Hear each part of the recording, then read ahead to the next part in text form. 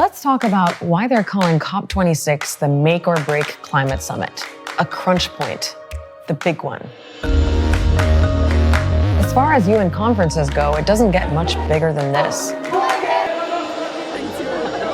What happens or doesn't happen really does matter to everyone, everywhere. Science told us that we are code red because the window to keep our world safe is shrinking. Climate impacts are coming fast and furious. COP26 is about saving the plan to save the planet. And if that plan fails, there is no planet B.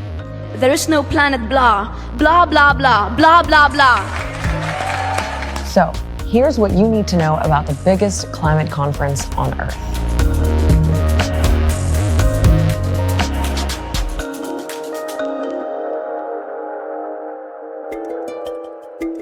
Let's start with the basics. COP stands for the Conference of the Parties. It's the annual meeting for the almost 200 countries signed up to the UN Climate Treaty. This year, it's happening in the Scottish city of Glasgow. 25,000 people are expected, world leaders with all their staff, as well as NGOs, activists, private companies, all things climate, basically. These meetings have been happening for almost 30 years, and it's been a rough ride. No more blah, blah, blah. Action now! Negotiations seems like dancing tango, 2 steps forward, 1 step back. We will not sign an unequitable deal. Physically and mentally, I think it's a limit for me. The time for talk is over. We can fix this. We can stop this madness. But in 2015, there was finally a breakthrough. L'accord de Paris pour le climat est accepté. With a legally binding international treaty known as the Paris Agreement. For the first time, almost all countries in the world agreed on a clear goal. They would limit the rise in global warming to well below 2 degrees while still aiming for 1.5 degrees compared to pre-industrial levels. And to get there, they agreed we need net zero emissions globally by the second half of this century. That's where the amount of greenhouse gases emitted is the same as the amount that we remove from our atmosphere. The Paris Agreement set a new course where everyone needs to hold their governments into account, while it's also all hands on deck. So in Paris, they agreed on the objectives, which was hard enough. But how do we actually achieve them? Well, it was decided that individual countries should come up with their own climate action plans, what are called nationally determined contributions, NDCs for short. They might include anything from switching to electric vehicles to boosting renewable energy sources and protecting forests. These pledges were determined by countries themselves based on what they felt was a fair and reasonable contribution to the global effort. The problem is that taken together, that first round of national pledges falls way short.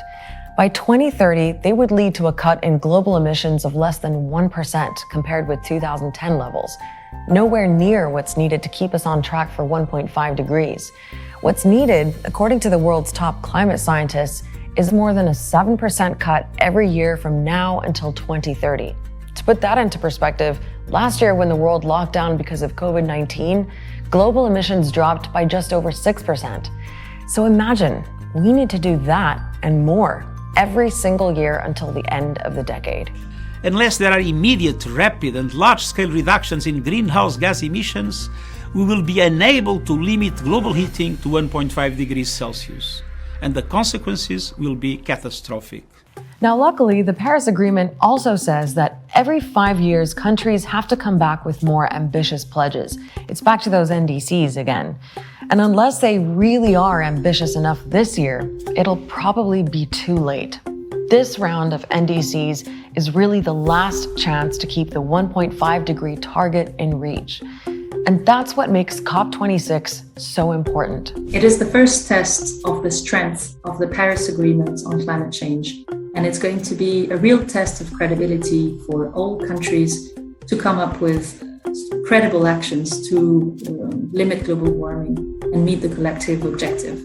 That means everyone's got to get in on the act, especially the biggest emitters. President Biden announced a new pledge for the U.S. to cut its greenhouse gas emissions in half by 2030 and to reach zero emissions by 2050. The U.S. has already made a more ambitious pledge. But there's still a question mark about China, the world's biggest emitter.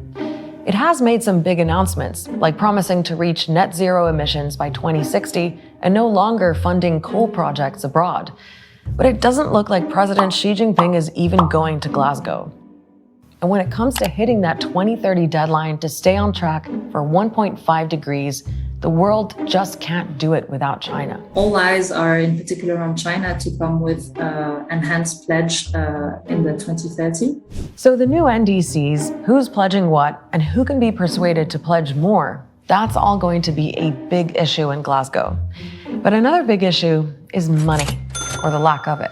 Back in 2009, developed countries promised $100 billion a year by 2020 to help developing nations fight climate change. But that deadline's now been and gone, and they're still 20 billion short. It's not charity, it's really about solidarity and cooperation to find solutions together. Developing countries need that finance, not just to reduce emissions, but to adapt to this climate crisis. And that issue of adaptation, that's another big item on the Save the Planet wish list that all those COP delegates need to get through. It means things like improving early warning systems for storms and floods. Also on the list, how to create a global carbon market that actually works. How to protect the environment so that nature can do its part in absorbing more carbon. How to reduce methane, another greenhouse gas. And how to completely phase out coal. Here's the thing. This is also the first COP where the science is unequivocal. Hanging over all those leaders in Glasgow is a recent landmark report from the world's top climate scientists setting out the disasters in store for us if we don't act now. Just look at the last few months to get a sense of where things are going.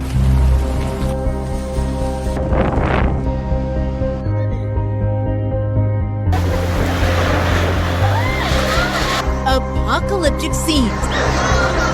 Severe storms across Germany have unleashed some of the worst floodings in decades. You know, in the past, devastating extreme weather events usually were experienced in developing countries. It hit rich nations this year. We saw what happened in northwest of Americas. We saw what happened in Europe. What we see is a momentum where a lot of countries are feeling under pressure to provide the right signals that they're taking this warning seriously. We know that COPs play this role of an accelerator. They can't do everything, but we couldn't do without them.